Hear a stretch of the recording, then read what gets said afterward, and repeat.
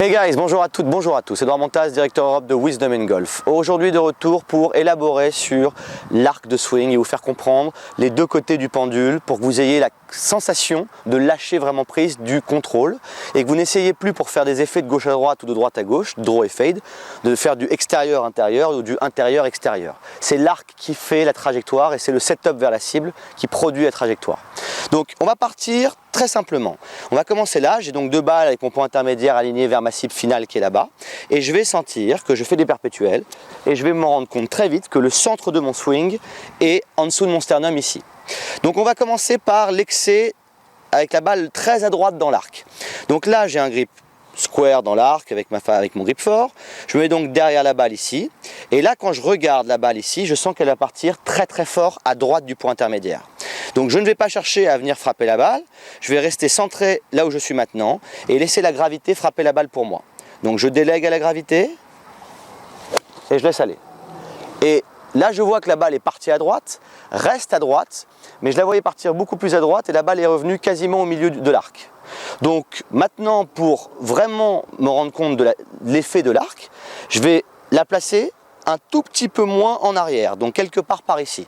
Mon centre du swing est toujours là, je me mets donc derrière la balle ici, et là je sens que la balle va partir très à droite encore, mais moins à droite que la précédente. Donc je le refais encore une fois, et en effet, la balle part beaucoup moins à droite que la précédente, et commence à avoir un effet de léger droite-gauche, de léger draw. Tiens, c'est intéressant ça, j'ai pas cherché à faire un draw et la balle commence à revenir. On va continuer notre petit chemin dans l'arc. On va maintenant mettre la balle milieu arrière dans l'arc. Donc je me mets ici, toujours derrière la balle. Je sens que ça va partir bord droit du point intermédiaire, donc beaucoup moins à droite que les deux précédentes. Et ma face est toujours là et je release sans manipuler. Je laisse faire, je laisse faire. Et là je vois ce que beaucoup de joueurs veulent avoir et que quand je l'ai eu j'étais très heureux, ce beau draw arriver. Et là je me dis, je peux répéter ça un jour avec et un jour sans. Pour être bien sûr que c'est le cas, je remets encore une balle.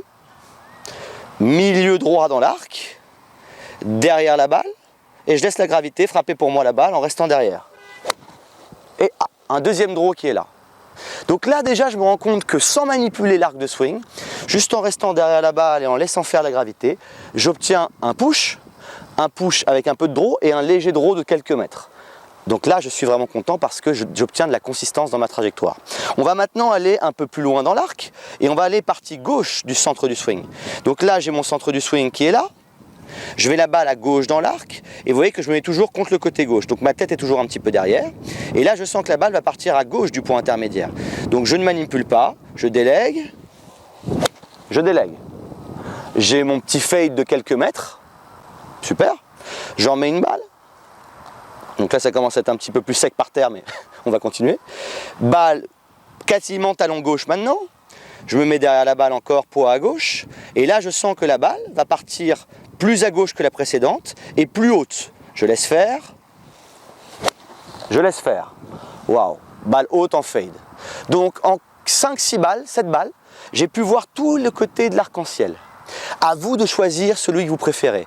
Et c'est là où vous comprendrez maintenant mieux pourquoi des joueurs comme Lee Trevino s'alignaient le corps à gauche du fairway avec la balle à droite et taper des push ou des légers draws milieu de piste. Ou d'autres joueurs comme Peter Jacobson fermaient leur stance complètement au driver et mettaient la balle vachement à gauche dans l'arc et tapaient un pull milieu de piste. C'est à vous de choisir ce que vous préférez. Maintenant, dernière petite chose, et je vous encourage à aller voir mes vidéos sur le grip fort, j'en ai fait 3 ou 4, c'est indispensable d'avoir un grip qui est dynamiquement square, donc fort. Si vous avez une tendance à vous mettre là par exemple pour votre draw, et de voir la balle qui part à droite et qui n'arrive pas à revenir et que vous réalisez vers la cible, c'est que votre face de club est trop ouverte dans l'arc. Donc nous, on veut avoir une face pour le draw quasiment fermée comme ça au départ. Pour le fade, un peu moins fermé. Vous irez voir mes vidéos sur le draw et le fade. Donc la sensation, c'est réaliser là où je veux que la balle démarre et la face préfermée la ramène. C'est comme ça qu'on le ressent quand on tape un coup de golf. Donc une dernière pour la route, on va faire un petit blind test. Si je me mets quelque part par là, regardez, et je me place ici, est-ce que vous sentez plutôt que je vais faire un fade ou un draw? Et vous voyez maintenant au placement de balle que ça sent le fade tous les jours. Donc quand un joueur arrive devant moi et me dit je veux faire un draw Edouard et que je le vois avec une balle comme ça, vous comprenez pourquoi j'ai un job que j'adore. Travaillez là-dessus, on va la taper pour finir parce qu'elle est belle. Allez, on va faire un draw, tiens, on va aller dans l'autre sens de l'arc. J'adore faire un petit draw. Je sens que j'ai ma balle en arrière dans l'arc, ma face légèrement préfermée dans l'arc. Je laisse la gravité taper la balle. Je laisse la gravité taper la balle.